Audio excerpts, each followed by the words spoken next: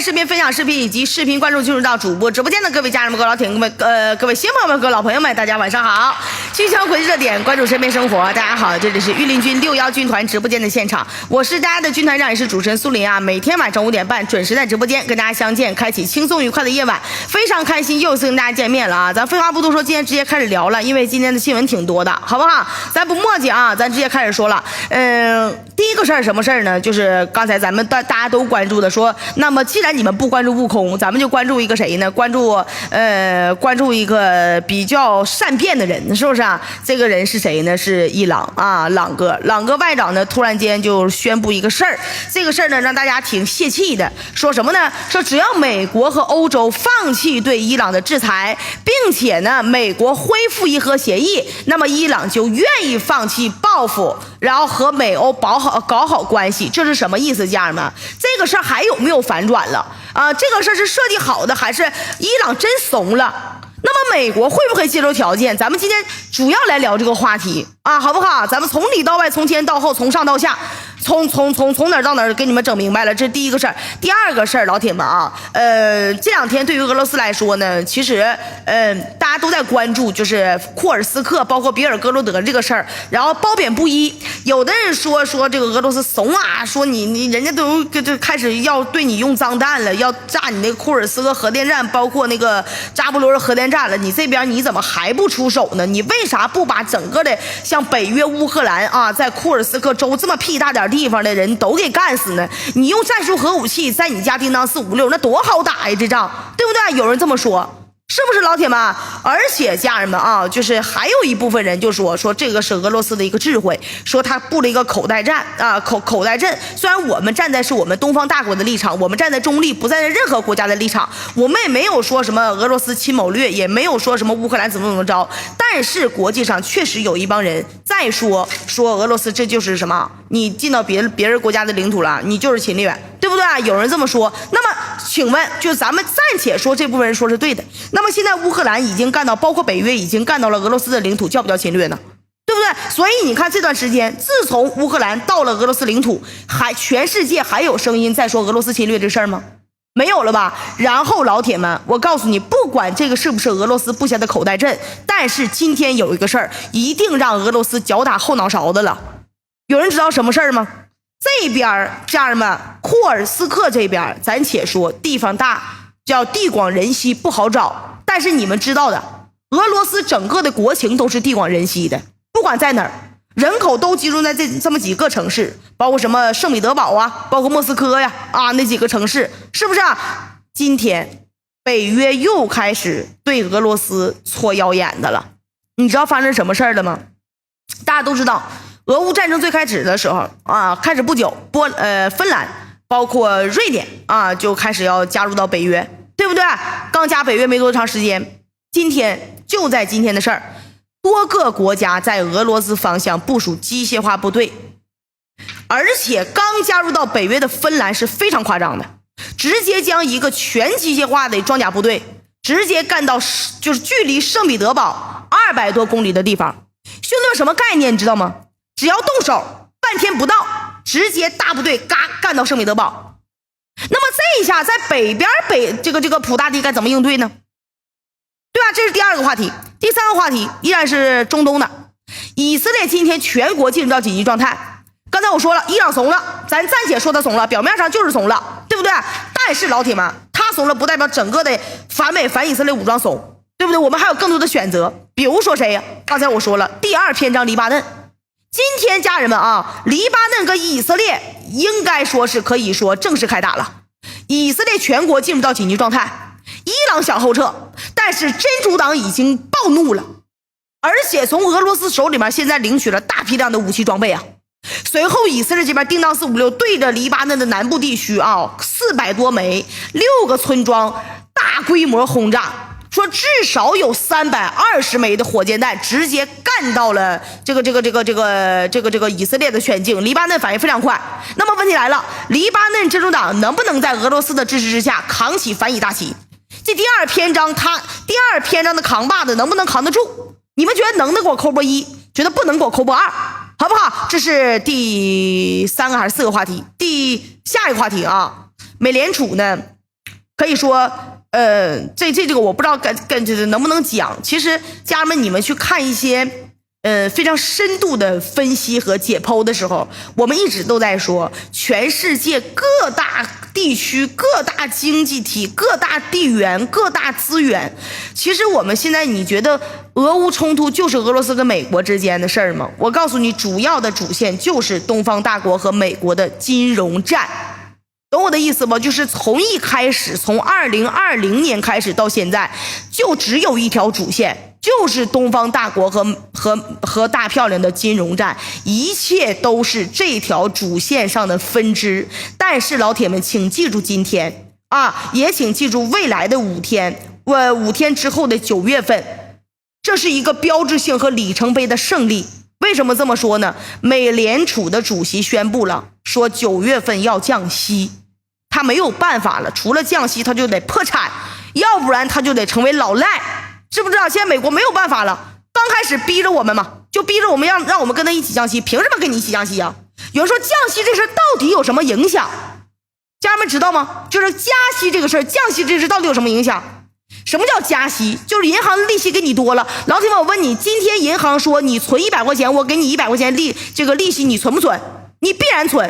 放到国际的外汇市场也是一样的，就会让很多国际上的热钱直接涌入到这个高利息的国家，就包括老铁们，从2020年开始，大家都知道了，为什么我们的日子不好过了，对不对？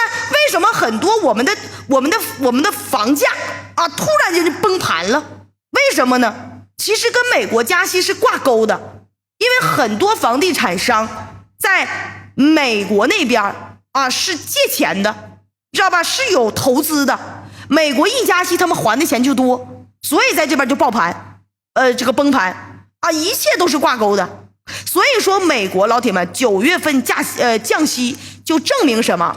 美国绷不住了，美国输了，朋友们。这个不是说我夸张，你们自己去查详细的资料，我具体的我不太敢跟你们讲。然后另外，老铁们，美国国家安全顾问沙利文紧急宣布要来咱们这儿那么问题来了，沙利文来干啥来了？他要提什么要求，对不对？咱们会不会答应他？如果不帮的话，会有什么后果？还有一个事儿，就是日本的东京这个召开第9届的日本非洲开发会议，但会议刚开始两国外长直接在大会上大出手了。这到底是什么深仇大恨？到底是道德的扭曲，还是心灵的沦丧啊？对吧？是日本的问题，还是非洲国家的外长脾气太大了？而且据相关消息报道，家人们跟你们最开始的时候跟你们说一个好事儿，说据相关的情报显示就是这个气象部门显示，说一场相当于4级飓风的灾难性的台风将会在下周2登陆到日本。这次台风呢可能会成为64年袭击该国的最强台风，预计风暴登陆的这个时候，最大的持续风速可能会达到220公里每小时。老铁们好了，咱们开始今天的正式新闻了，好不好？咱们今天从哪儿讲呢？今天消息可以说是惊天大逆转，普大帝2天都愁的没睡着觉了，真的都要吃褪黑素了。一听说这有这新闻，老铁说啥情况啊？不是说俄军已经开始大反攻了吗？说要把乌军给干出去了吗？还有中东那边，伊朗不也开始派民兵到黎巴嫩作战了吗？怎么突然搞什么大逆转呢？把普大帝咋愁的？这会儿普哥怎么睡不着觉了呢？今天这个消息非常炸裂，家人们非常炸裂，而且非常密集。你们听我讲完，从周五到今天。我开播之前发生的事儿，你们就明白怎么样一个惊天大逆转，到底发生什么事儿。首先说一下为啥普大帝发愁的都睡不着觉了。大家都知道黎巴嫩真主党呢，在伊朗的帮助之下，你看这周3、周4、周5连续3天叮当4、5、6，咣咣咣干以色列，把以色列干的都快崩溃了。而且伊朗的民兵确实也参与了，非常非常给力，对吧？不但哈梅内伊呢这边紧急改组了内阁，而且非常大胆，他的操作很大胆，直接把小股的兵力派到黎巴嫩境内作战了，而且兵器跟兵力是分拨运过去的。本来呢这一切就朝着说普大帝的计划一点一点稳步推进，但是兄弟们，让全世界万没有想到的是什么呢？就在周五，伊朗变卦了。第一件事儿，直接把黎巴嫩的民兵全给撤了。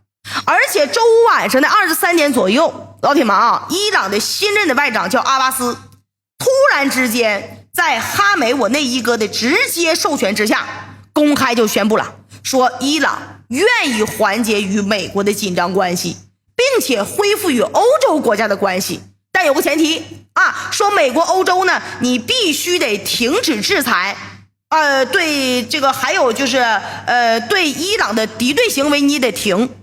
你没听错，伊朗的新外长一句话直接表示说，伊朗我要怂了，我不干了，说只要美国欧洲停止制裁我们伊朗，包括恢复伊核协议，那么伊朗就可以恢复和美国包括欧洲国家的关系。至于轰炸以色列，我不炸了，我不炸了，你不想让我炸吗？只要你跟我好，我就不炸，我直接把伊朗民兵我都给撤了，从黎巴嫩我撤了，我表示诚意。你说老铁们，这个消息让普老大看见了，他能不能发愁？愁的脑瓜都掉头发了，对吧？就为了让伊朗出手。老铁们，普大帝那是又送枪又送炮又送什么高超音速导弹，又是什么电子战什么系统什么也门胡塞武装打美国军舰，这个有点疲软了。当时普大帝一声令下，俄罗斯最精锐的特种部队直接干到也门帮忙去了。包括驻扎在叙利亚的俄军，驻扎在中东的瓦格纳部队，再加前段时间专门跑去阿塞拜疆打通了地面运输通道，可以说把戏都做足了，对不对？普大帝都用尽全力了，把饭都做好了，餐具都摆上了，就差喂到伊朗的嘴里了。结果就在前一秒，伊朗挠一声，一个巴掌把饭菜全给掀了，然后转头去外面黑心餐馆吃饭了。你说这种情况，普大帝看完之后他蒙不蒙圈？而且这还不是最重要的，关键是啥呢？关键是伊朗今天提出来的条件，其实早在哈尼亚被刺杀之后，美国几乎是第一时间就向伊朗伸出了橄榄枝，说大哥们儿，你只要不报复，我可以恢复伊核谈判，什么制裁的事都好说。结果当时伊朗非常硬气没同意普大帝一看说，这哥们儿行这哥们儿够硬气你够聪明知道跟美国谈不出来什么毛线玩意儿，对不对？结果时隔20多天好嘛，美国人这边正紧张呢，突然之间伊朗自己说我不干了，只要你答我这些条件，我立马跟你改善关系。所以这才是普大帝最不理解的事儿。当时美国主动提出，伊朗都拒绝了，现在俄罗斯投入这么大了，伊朗突然反悔了，兄弟们，这不是把普大帝你当猴耍吗？你不往死里坑吗？那说到这，老铁就问了，要是美国和欧洲一看伊朗怂了，立马答应了，这事咋整不打了？怎么说呢，家人们你说美国和欧洲想不想立刻答应取消对伊朗的制裁，换来伊朗俯首称臣？我告诉你家人们，毋庸置疑，你都不用脑瓜想，你用嘎啦哈想，那都是肯定的。但问题是家人们，我就问你，美国和欧洲会这么做吗？美国跟欧洲会这么做吗？家人们，他们再想有什么用呢？你们说一听到伊朗这个话，以色列我跟你说都彻底傻眼了，内塔尼亚胡眼珠都红了，包括川普气的脸红脖子粗，真正成为红脖子了。为什么？因为这俩哥们都没想到，妈呀，这段时间对着伊朗小弟哭一顿干，对着加沙难民嘎嘎一顿杀，这伊朗怎么还能怂了呢？没理由但是你甭管他俩有怎么样的疑惑，你们就看这是内塔尼亚胡和特朗普家人们干啥呢？他赌上生涯，赌上生命，这个是关键时刻，他俩人绝对不带让伊朗这么认怂的，伊朗认怂他俩都得疯，你知道吧？现在家人们，伊朗外长说什么呢？说要这个下台阶，安稳落地。这2天在开罗继续进行的巴以和谈应该也马上开始了。就这个和谈，家人们绝对是谈不成的，因为除了川普还有内塔这俩人不能接受巴以就这么走向和平，还有普大帝。而这个和谈一旦崩盘了，那么后续老铁们伊朗就是想认怂，想跟美欧和解，这可能性根本就不太大了。有人问说，内塔和川普想搞事儿，咱这个可以理解。这普大帝是图一个啥呢？为啥非得要跟着搞事儿呢？怎么说，家人们啊？很简单，我一说你们就能理解。我就问你们一个问题：美国可能解除对伊朗的制裁吗？美国可能恢复伊核协议吗？我们用嘎拉哈想，不可能。说句不好听的，全世界都知道不可能，对吧？就算今天美国答应了，等美国缓过来了，转过头来，伊朗他还是必须得死，因为伊朗和以色列这俩国家在中东就是只有一个，知道吧？取消制裁之后，他伊朗的发展一好，压榨的就是以色列的生存空间。美国他怎么可能让自己的亲爹以色列去受苦呢？所以说，家人们，伊朗认怂这个事儿，从根本上来说就是扯淡。那么听到这，有老铁就纳闷了，说：“妈呀，那苏啊，你说这玩意儿有转折呀？有转折。你听我讲，这么浅显易懂的道理，难道伊朗不知道吗？哈梅内伊不知道吗？他知道了，为啥还让伊朗的新外长去宣布伊朗认怂这个话？怎么说？要说句实话，这才是今天最重要的一个话题呢。就是明明有俄罗斯的强大支持，家人们，你们听清楚，有普大帝的保障，有一大堆反美反以色列小弟可以当代理人来助力，为什么伊朗还选择一条错误的路？原因很简单，因为这次美国人抓住重点了，知道吧？直接把伊朗信心给干破了。怎么个事儿？大家还记不记得，在哈尼亚刚被刺杀没几天的时候，俄罗斯的伊尔76嘎嘎一嘎子往那个伊朗飞，干啥去了？去给伊朗送武器去了，送了目前俄罗斯最强的叫摩尔曼斯克 BN 电子战系统，对吧？而且当时呢，这个社会我谷歌在访问伊朗的时候也直接表示了，说老弟你就用，我们这边量大管够，而且我们全力以赴支持，只要你反美反以色列，我们都支持你。说这玩意儿不但能把美军航母的阵型给完全分割了，而且还针对美军的 F-35直接进行了一次针对性的升级。他美军只要是敢来，就让他有来无回啊！再加上后期俄罗斯又送了不少的防空系统啊，大家都知道，可以说这个时候啊，伊朗的信息爆棚了，已经到巅峰了。按说就这么打下去啊，走下去，伊朗他是太敢跟美国干了。但是老铁们，发生什么事儿了呢？就在昨天的时候啊，前天的时候吧，昨天的时候，伊朗第3次让民兵协助黎巴嫩对以色列进行轰炸之后，民主党这帮人彻底急眼了。为什么呢？奥斯汀大黑驴一句话就说得非常明白，这就是伊朗学咱们搞切香肠战术呢。今天1200个民兵，咱要只是让以色列报复性轰炸黎巴嫩的话，那明天你看吧，12000个民兵就干过来了，再后天12万个民兵就干过来了，反美武装士气可能会越打越增长。那怎么整呢？没有别的办法，就是直接讷制反制你。虽然说伊朗现在核武器基本上是已经有了，但是现在他没有打到美国本土的能力，对不对？反而是咱美军，人家大黑驴说的说双航母战斗群都干到人家家门口了，伊朗家门口了，第7舰队还有几艘军舰呢，我们就这么怂吗？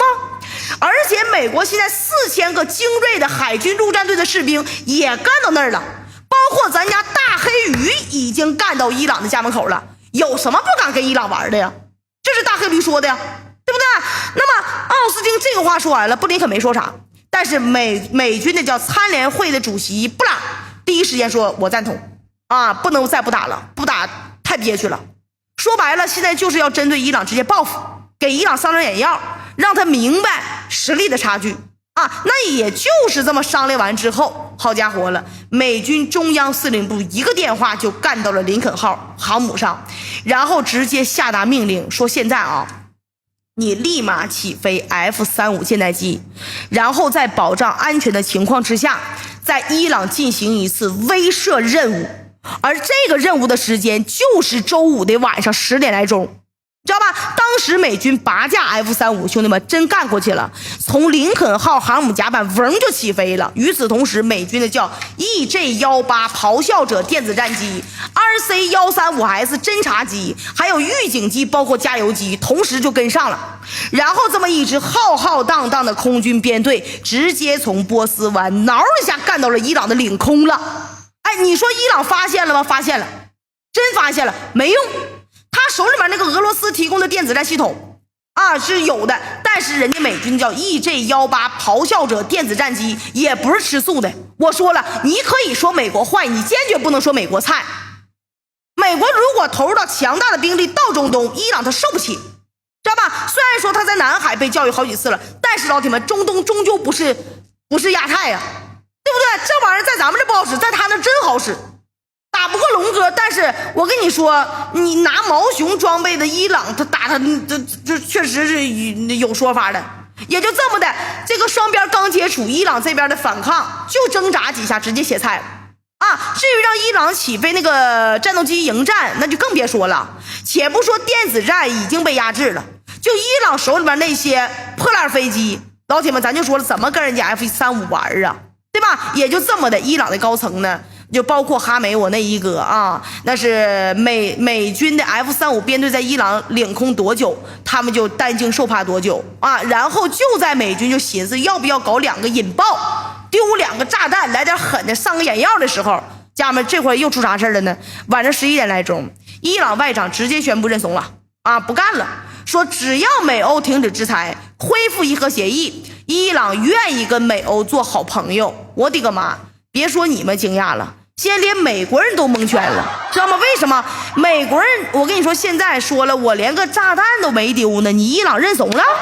你这玩意儿是不是有诈呀？该不会你伊朗在示弱，你搁这你演的吧？等我放开制裁了，你哭补给完成战争准备了，然后你嘎巴一口给我咬死了。也就因为有这种担心和顾虑面对伊朗的认怂，美国直接就打算放假2天不管，先放一放，反正如果是真的，那伊朗这2天也不会搞事儿，而且美国还可以趁这几天呢，好好把以色列这个事儿给处理了。原因很简单，因为伊朗的问题在美国眼里其实不是什么大问题，毕竟是敌人，对吧？也就是别人的孩子，不服你该干你就干就完事儿了。但是兄弟们，以色列不一样以色列那是美国的亲爹，脾气倔不说，还打不得。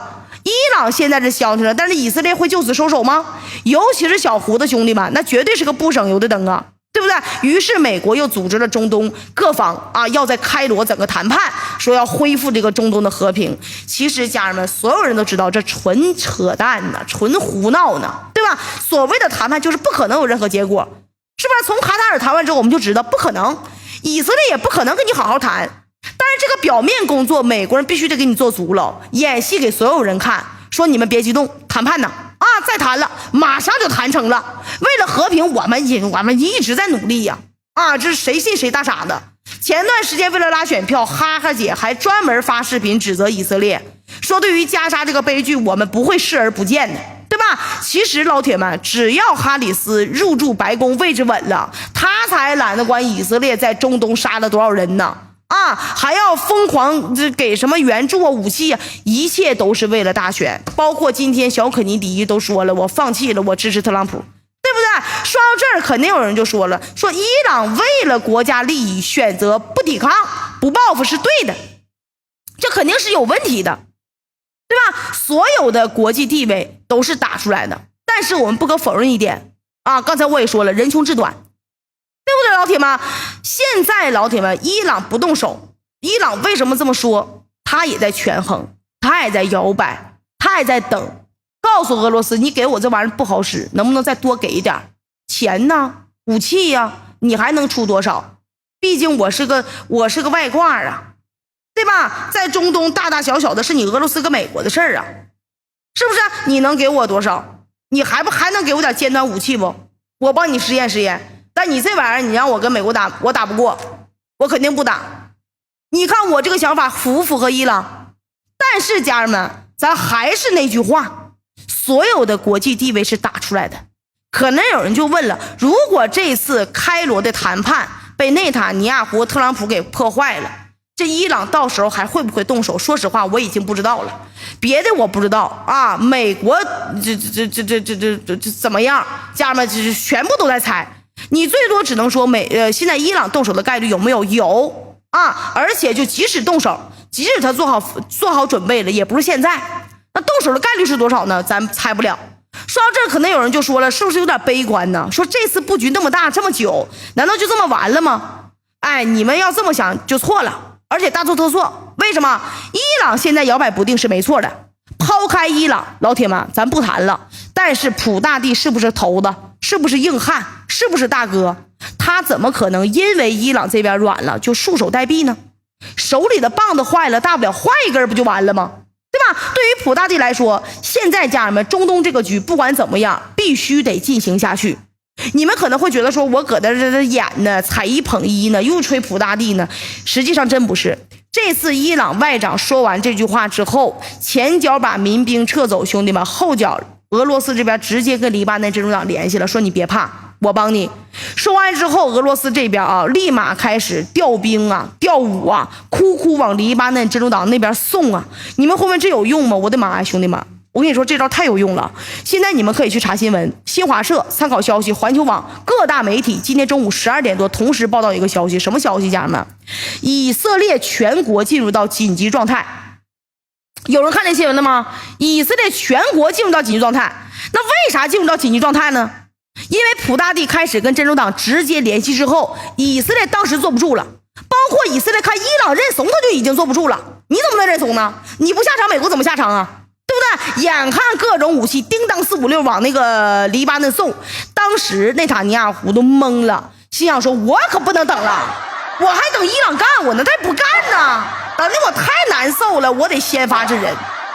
于是乎老铁们，就在今天新鲜出炉热乎的消息，今天早晨凌晨4点半，以军老铁们谁也没想过中东大战开打，第一枪是被包围的以色列干出去的。以军对真主党发动了先发制人的打击，对以色列南部200多个军事基地啊，军事目标，兄弟们没听错啊，我也没说错，对以色列南部200多个军事目标进行了40轮的打击。黎巴嫩南部家人们至少是9个村直接被干，齐刷刷的，什么房子、农田、基础设施，叮当456全给干了。但是有用吗？没有用啊！普大帝早就预判了，预判以军会有这样的行动，所以说家人们没过多长时间，就半小时，只有半个小时的时间，真主党直接开干，300多枚导弹、火箭弹，200多架无人机，家人们第一时间对以色列北部以及位于戈兰高地什么梅隆空军基地呀、巴拉巴拉的11个军事基地开始全覆盖打击。第一波是全覆盖打击，打的就是你铁穹的饱和打击程度，知道吧？因为而且怎么说呢？就这次发射的啊，全是什么卡秋莎火箭弹，还有什么冰雹火箭弹这种苏式的啊火箭弹，甚至还有2门龙卷风的火箭弹，也已经出现在这次的轰炸序列里面了。而反观以色列这边，我跟你讲，家人们，压根防不住，刨根问底拦不住，你知道吧？就是现在黎巴嫩真主党打的就是饱和式，除了320枚火箭弹之外，几百架无人机同步开干。就告诉你了，你把你最大的防空力量给我拿出来，你防不住，你防住了你也拉稀了，直接就把以色列防空系统叭给你拉爆了。第一轮，家人们，第一轮打击直接拉爆，导致这次以色列拦截率，老铁们，拦截率不是拦截成功率啊，拦截率只有50%。你再想拦截成功率得有多少？换句话来说，就这一波打击，这一波袭击，直接有160枚火箭弹叮当456干到了以色列本土，爆炸，直接干本土。所以说这样的情况，你说以色列进入到全国紧急状态有啥问题吗？我知道可能很多老铁就纳闷了，说普大帝这么做是不是太冒险了？如果伊朗不出手，他就算能把所有的抵抗之乎的武装联系起来，是不是啊？要想跟以色列开干，我估计不太可能吧。那么既然这样，为什么要把兵力和弹药往中东转移呢？你家干的你如火如荼呢，别人都干你本土了，你往中东转移这个弹药，怎么说家人们？这就是我一开始说的，这2天普大帝发愁睡不着觉的原因所在。其实伊朗这边认怂之后，普大帝已经明白了，就是伊朗出不出手不重要了，想把以色列逼上绝境啊，然后引诱美国下场，现在这个事儿已经不太现实了。但是怎奈何俄乌这边发生了一次惊天大逆转，老铁们，怎么个事儿呢？俄乌也有大事儿。今天原本俄军都开始进行大反攻了，大家都知道，而且拿下乌军20多个据点了，眼看着把乌军给包围了，对不对？结果就因为周五伊朗这边突然来一个大事儿，导致欧洲这边士气大涨。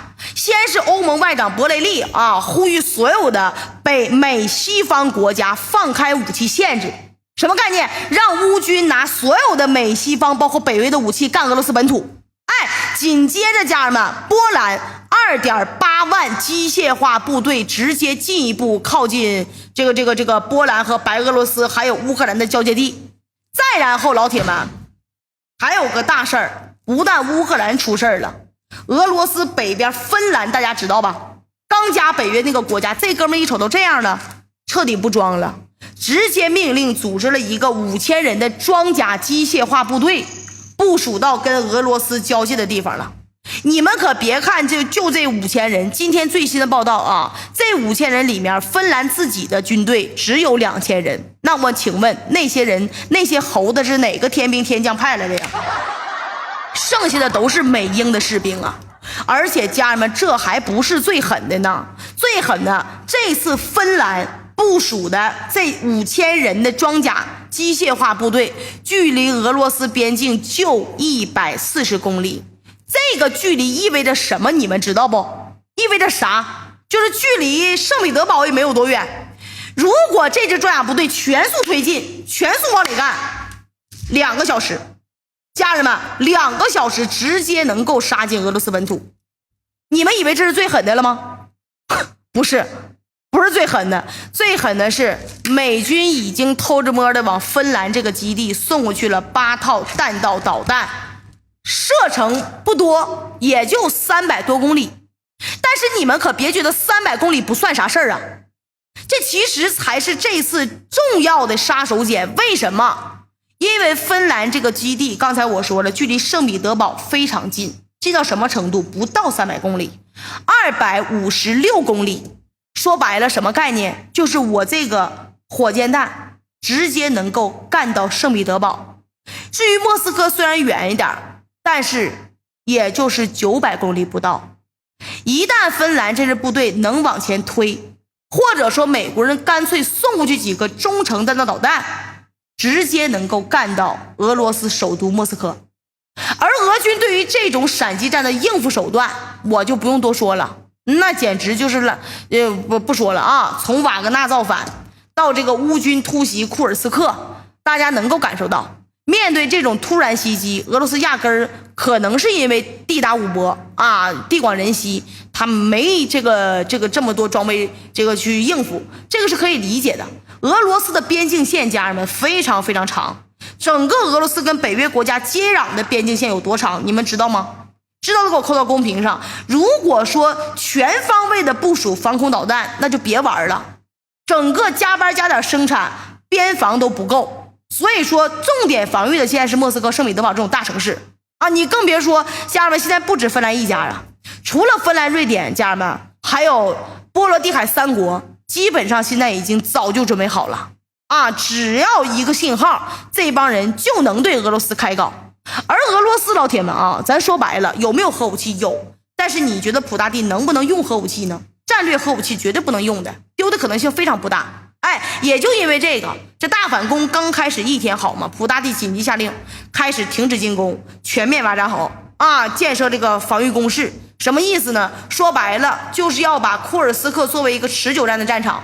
而这也就意味着现在还在俄罗斯本土的那些乌军，短时间之内也没有什么太大的这个伤害了这对于普大帝来说呢压力可想而知。所以说想要破局，普大帝必须在中东想办法，只有中东局势好转了，俄乌这边才会出现转机。也就因为这个事儿所以说这一次呢，伊朗认怂之后，普大帝二话没说，直接绕过伊朗，开始跟黎巴嫩真主党进行沟通，然后又是派兵又是送武器，这才有了今天中午全网报道，黎巴嫩至少是320枚火箭弹直接干了以色列，把以色列逼的家人们真的进入到全国紧急状态。怎么说呢？其实我觉得这么搞有没有用呢？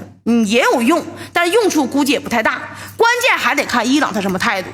如果这次伊朗他一看普大帝这个魄力包括动作之后，他能稍微硬气一点，然后兄弟们回心转意，然后再配合普大帝演一下美国人让美国人觉得说伊朗这就是不会下场了，然后他再专心去搞中东。毕竟俄罗斯就算再大的支持，他跟中东的距离摆在这儿呢，他就没有直接出手的可能性，对吧？那么在这样的情况之下，美国人只要想办法解决抵抗之狐，那啥事儿都好说了。而要想解决抵抗之狐，家人们，最快最有效的办法就是杀鸡儆猴，美军下场直接协助以色列打响黎以战争，然后在美军的帮助之下把黎巴嫩给干废。你这样一来，抵抗之狐的攻势也就自然瓦解了。你们想是不是这个事儿？那么在这样的过程当中，如果伊朗是配合普大帝去演美国人的，他完全可以什么呢？美国前脚下场，后脚直接反悔跟上。这样一来，美军在中东是不是彻底歇菜了？彻底陷入到泥潭了？而且家人们，我敢保证我觉得，我说实话，我对伊朗的感觉这个我刚才那个是站在客观的角度上，主观角度上，我自己觉得，我觉得伊朗是不会认怂的。伊朗现在认怂就是什么？就是在要筹码，知道吗？就是在要筹码。因为伊朗认怂，他最后的我们要考虑结果。他如果真认怂了，真跟美国站在一起了，他会有什么好处？不会的，因为曾经他办过这个事儿，对不对？第一次、第二次、第三次、第四次、第五次中东战争的时候，他干过这个事儿。他同意美国所有的东西，美国依然制裁他。特朗普上台把伊核协议给撕了，而且兄弟们，现在面临的是特朗普即将上台，伊朗敢吗？敢投向美国吗？不敢。那么为什么？有两个原因，为什么伊朗突然间说了这个话？老铁们，第一层，家人们，有可能的第一点就是现在俄罗斯给的这个东西真不行，知道吗？我还想要筹码，我还要跟大哥谈一谈背后俩大哥，一个俄罗斯，一个谁，对吧？谈一谈，还能不能给我点支持？包括经济上，包括这个政治上，包括军事上，包括人文上，能不能给我点支持？对吧？包括我打完这个仗，我干活我得拿钱呢第二个家人们就是在配合演戏。因为周五的时候我已经说了，我说黎巴嫩真主党这个组织绝对是哈马斯的接班者，知道吧？就是第二篇章的一个扛把子。那么怎么样让黎巴嫩得到更好的支持，更好的援助，对不对？也让黎巴嫩作为一个引子把美国引下场。这个就是伊朗为什么突然间转变180度态度的这个想法。这是一个事儿。包括俄罗斯刚才那个事儿，家人们，有人说俄罗斯那普大帝脑瓜嗡嗡疼，那个库尔斯克怎么样了？现在都建战壕了，对不对，家人们？我告诉你，北约一定会下场。北约不下场，美国得拿鞭子啪啪一啪啪抽他下场。那么我问你，俄罗斯跟北约必然有一仗，是在乌克兰的西部利沃夫干好，还是在俄罗斯的本土库尔斯克干好？如果你是俄罗斯，你怎么选择？家人们，如果你是俄罗斯，你会选择让北约包括乌克兰的源源不断的士兵干到库尔斯克，兜一个口袋，不让他们往前也让他们进来，这样好？还是说我全兵出击，我干到乌克兰的西部，在利沃夫跟整个北约去对抗好？哪个有优势？当然是在俄罗斯的边境有优势啊。